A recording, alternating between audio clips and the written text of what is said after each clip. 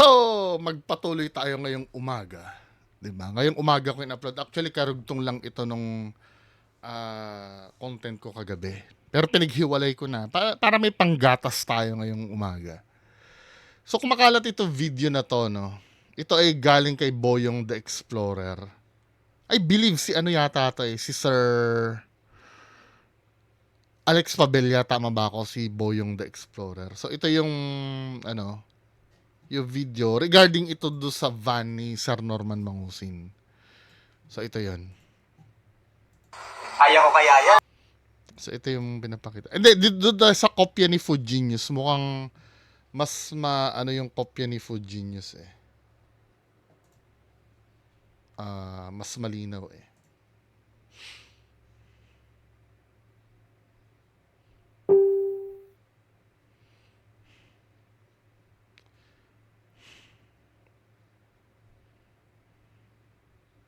Ito ba? Nasaan yung video? Ay, wala palang video. Ano lang, picture lang pala yung kay Food Genius. Sige nga yung sa akin na nga lang. Sorry ha, na-delay pa tuloy ng konti. So, ito yung video.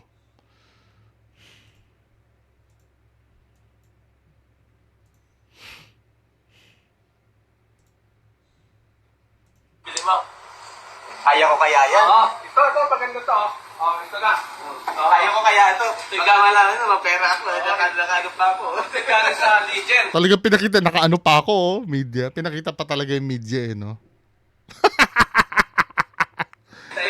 Sabi sa akin, binta mo lang. Kaya maraming salamat sa iyo, brother. At ikaw ang nakapili itong bala ito.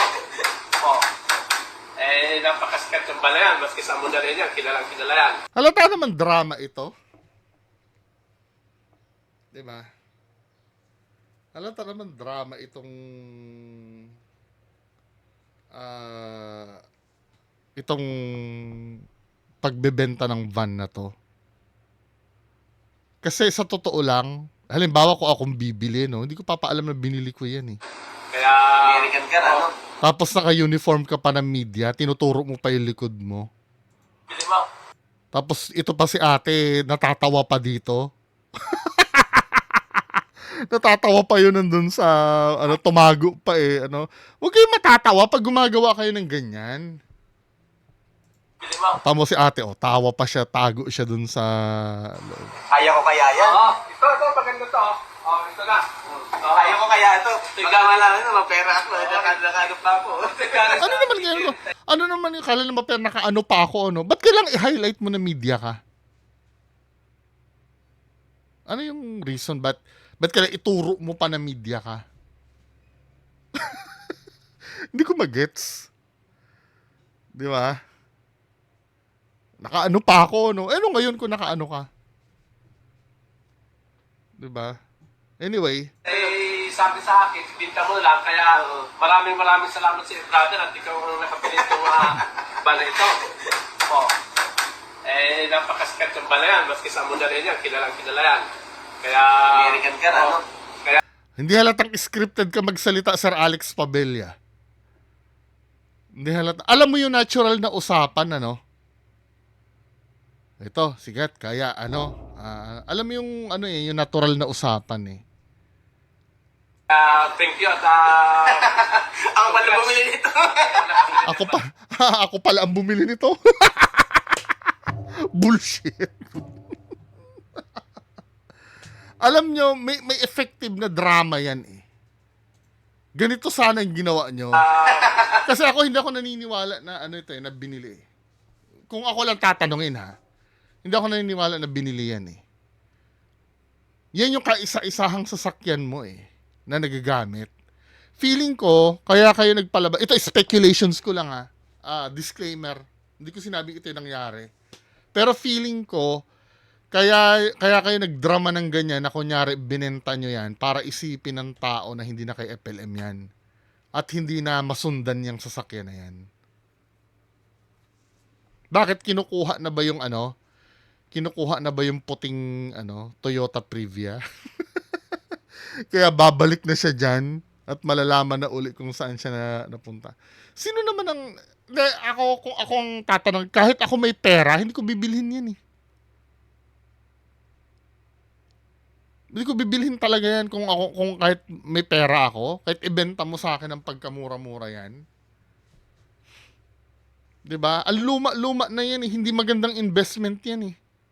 Pwera na lang kung halimbawa kolektor ka, no? Ala Bostoyo ka na ano, na nangongolekta ka ng mga sasakyan na may history o yung may novelty value.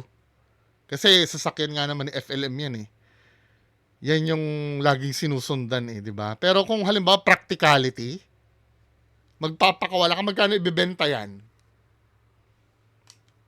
300,000? Magpapakawala ka ng 300,000 sa ganyan? I don't know, no? Doon sa 300,000 na yun, makakabili na ako ng minivan eh. I don't know kung ibebenta ng 300,000 yan. Doon sa minivan pa na yon, kahit na sabihin mong karag-karag yon, may peace of mind ako doon. Hindi yung ganyan na ano, na feeling ko ano yan eh. Sorry ha, pero nadadramahan ako dito sa ganitong style. Alam mo kung paano maging effective yan na maniwala ang tao na binenta yan? Ganito sana ang ginawa nyo. Sana akong kinonsulta nyo eh. Para mapapaniwala yung mga tao na talagang binenta yan eh. Kunyari pumunta kayo sa isang lugar, let's say sa gasolinahan ano, na may nag-video kunyari sa inyo na nasa malayo. Na kunyari nag-aabutan ng pera, tapos nakikipagkamay, sabay iba na yung sasakay dun sa ano. Tapos ang gawin nyo, yung video na yun, ilik nyo kay Fuji News. Di ba? I-send nyo kay Fuji News na, uy, nagkabentahan na yata ng van, binili. Mas kapanipaniwala yan kaysa yung, ay ako ba yung bumili nito? Putang ina naman. Di ba? Tinan nyo yung drama. Eh, napakasikat yung bala yan. Maski sa muna. Tinan mo ha. Maraming salamat sa iyo, brother, at ikaw ang nakapili itong bala ito. Oh. Hindi mo kaya ito. Pagkama lang ito, mapera ako.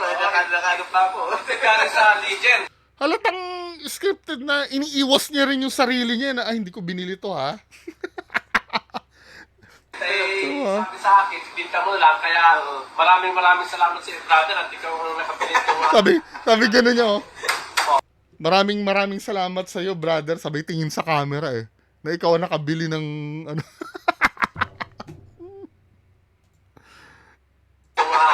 bala ito. Oh. Eh, napakasikat yung bala yan. Maski sa muna rin yan, kilalang kilala yan. Kaya... American ka na, no? Kaya, thank you at...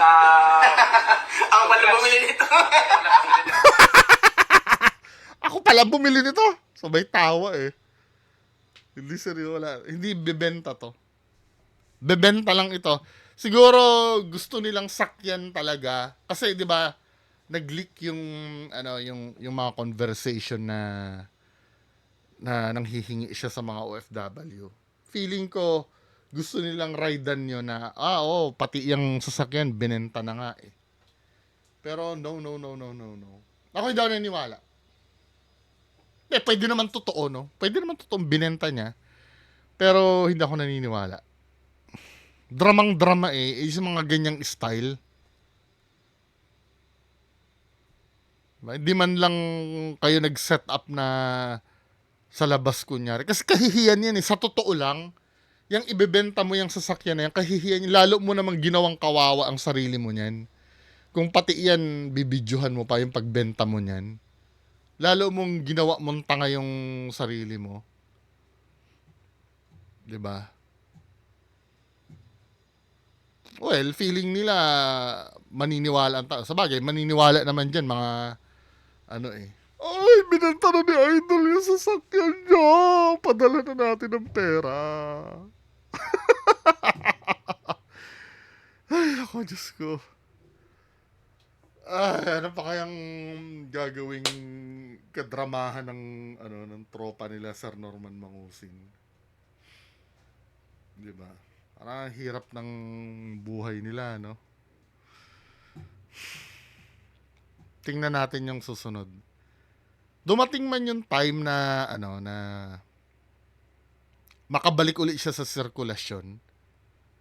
Let's say halimbawa bumalik na uli. Feeling ko dapat nang bitawan eh.